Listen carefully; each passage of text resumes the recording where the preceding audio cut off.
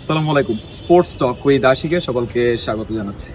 El Clasico শেষ হয়েছে, বছরের প্রথম এল ক্লাসিকো, এবং বছরের প্রথম এল ক্লাসিকোটা আসলে বার্সেলোনা জয় দিয়ে শুরু করেছে। হানসি ফ্লিকের একটা নীতি আছে, সে ফাইনাল কখনো হারে না। সহকারী কোচ হিসেবে জার্মানির 2014 বিশ্বকাপ, বার্সার হেড কোচ হিসেবে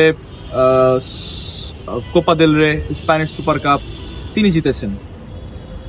কথা হচ্ছে যে রিয়াল মাদ্রিদ নিয়ে একটু কথা বলবো। আসলে ডমিনেট জিনিসটা কি সেটা রিয়াল মাদ্রিদের থেকে কেউ দেখতে পারে নাই। আমি যদি আপনাদেরকে স্পেসিফিক করে বলি যে মাদ্রিদ ফ্যানরা কিন্তু অধীর আগ্রহে অপেক্ষা করছিল একটা 2020 ক্ল্যাশ দেখার জন্য বার্সেলোনা অ্যান্ড রিয়াল মাদ্রিদের। বাট হলো কি, প্রকৃতপক্ষে যে রিয়াল মাদ্রিদ আসলে বার্সেলোনাকে ডমিনেট করতে পারেনি। এটা এখন হয়তো কিছু যারা সিজনাল মাদ্রিদ ফ্যান রয়েছেন তারা কিন্তু এই জিনিসটা আমার সাথে ডিনাই করবেন, বাট যারা একেবারে রিয়াল মাদ্রিদ ফ্যান রয়েছেন তারা কিন্তু এই কথাটা ডিনাই করতে পারবেন না, আমার সাথে অ্যাগ্রি করতে হবে।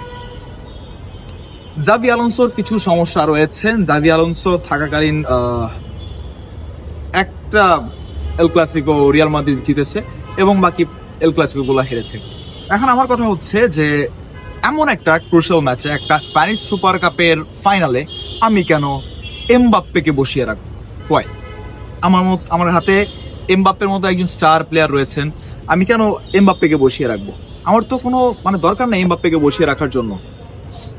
এমবাপ্পেকে বসালাম, আমার দলের ভিনিসিয়াস জুনিয়র গোল করলো, আমি ভিনিসিয়াসকে বসালাম, ভিনিসিয়াসকে আমি সাব করালাম কেন? আমার তো ওই মোমেন্টে ভিনিসিয়াসকে সাব করানোর কোনো দরকার নাই। আমার তো এমবাপ্পেকে দরকার ম্যাচের শুরু থেকে। সেইখানে এমবাপ্পে কিভাবে বেঞ্চড প্লেয়ার থাকেন, তিনি কিভাবে স্টার্টিং 11-এ থাকেন না? এখন আপনারা অনেক দোহাই দিতে পারেন, ভাই ইনজুরি সমস্যা, ইনজুরি কনসার্ন, হ্যান ত্যান, এই সেই, সামনে ইউসিএল। ভাই এত কিছু বাদ দেন না, কেন? কি দরকার? আপনার একটা স্প্যানিশ সুপার কাপের মতো একটা ম্যাচে আপনি এমবাপ্পেকে আপনি বসায় রাখছেন, আপনি কি করবেন ভাই? এমবাপ্পে যদি ধরেন যে আপনি যতক্ষণ খেলাইলেন, এইটা খেলাইলেন, ঠিক আছে, লিগ ম্যাচ যদি এমবাপ্পে ইনজুরি হয় তখন আপনি কি করবেন? একটা মানুষ ইনজুরি কনসার্ন নিয়েও কিন্তু খেলতে পারে। হ্যাঁ, ও ইনজুরি ছিল, ঠিক আছে, ও খেলতে পারবে না, হ্যান তেন, এইসব ফুটবল ফ্যানদের বুঝায় লাভ নাই। আর যারা প্রকৃত ফুটবল ফ্যান তারা এইসব নিয়ে কখনো চিলাচিলি করবে না। আপনি স্টার্টিং 11-এ এমবাপ্পেকে নামান, এমবাপ্পে তো হচ্ছে প্রথম কয়েক মিনিট দৌড়ায় খেলে না, এমবাপ্পে খেলে হচ্ছে সেকেন্ড হাফে। যখন তিনি দলের পজিশন দেখেন একেবারে খারাপ অবস্থায় তখন এমবাপ্পে খেলে, আর যখন এমবাপ্পের দরকার পড়ে না তখন এমবাপ্পে খেলেন না। তার দরকার পড়ে না যখন, তিনি তখন পারফর্ম করবেন কেন? অযথা এনার্জি লস।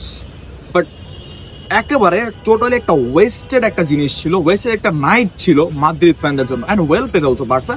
বাট বার্সার কি এই মুহূর্তে স্ট্রাইকার জিকে থেকে সব থেকে বেশি দরকার এলবি এবং এলসিবিটা। লেফট ব্যাক একজন থাকলে বার্সার যে ডিফেন্সে যে সমস্যাগুলো থাকে, বা একজন সেন্টার ব্যাক থাকলে বার্সার যে বর্তমান ডিফেন্সিভ সমস্যাগুলো, এই সমস্যাগুলো থাকবে না। তবে একটাই কথা, বার্সেলোনা চ্যাম্পিয়ন হয়েছে 3-2 গোলে, এবং বছরের প্রথম এল ক্লাসিকোটা, সেই এল ক্লাসিকোটা বার্সেলোনা জয়লাভ করেছে। অ্যান্ড কংগ্রাচুলেশন অলসো ভিস্কা বার্সা। Thank you.